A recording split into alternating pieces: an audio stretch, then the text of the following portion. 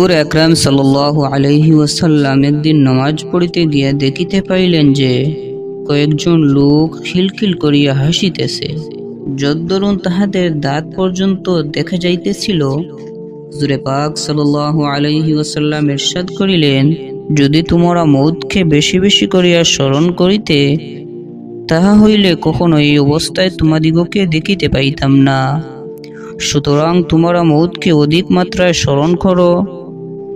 এমন এক দিন যায় না যেই দিন কবর এই বলিয়া ফরিয়াদ না করে যে আমি অপরিচিত গড়, নির্জন গড়, মাটির গড়, পোকামাকড়ের গড়। যখন কোনো মুমিনকে কবরে রাখা হয়, তখন কবর বলিতে থাকে, তোমাকে ধন্যবাদ, তুমি আসিয়াছ, বেশ ভালো হইয়াছে। যত লোক জমিনের উপর চলাফেরা করিত, তুমিই আমার নিকট সবচেয়ে প্রিয় ছিলে।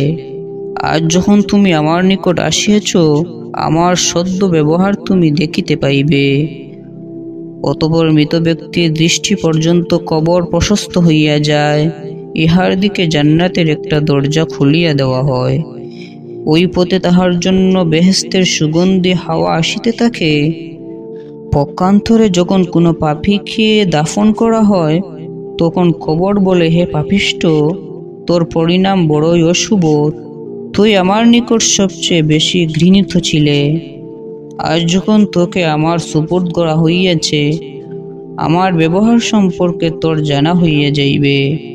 তারপর কবর তাহাকে দুই দিক হইতে এমনভাবে ধাক্কা দিবে যে এক দিকের হাড়গুলি অপর দিকে ঢুকিয়া পড়িবে এবং 70টির বেশি তার উপর সাপ নিযুক্ত করা হইবে।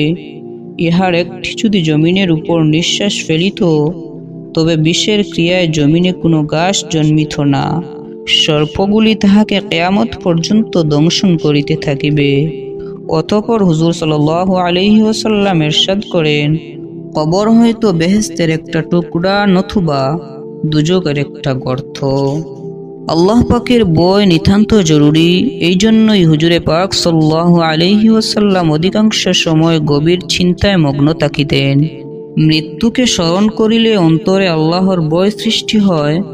অতঃপর কারণে নবী করিম সাল্লাল্লাহু আলাইহি ওয়াসাল্লাম মৃত্যুকে স্মরণ করিতে উপদেশ দেন। মহান রব্বুল আলামিন যেন আমাদের সকলকে বেশি বেশি করে মৃত্যুকে স্মরণ করার তৌফিক দান করেন। আমিন ইয়া রাব্বাল আলামিন।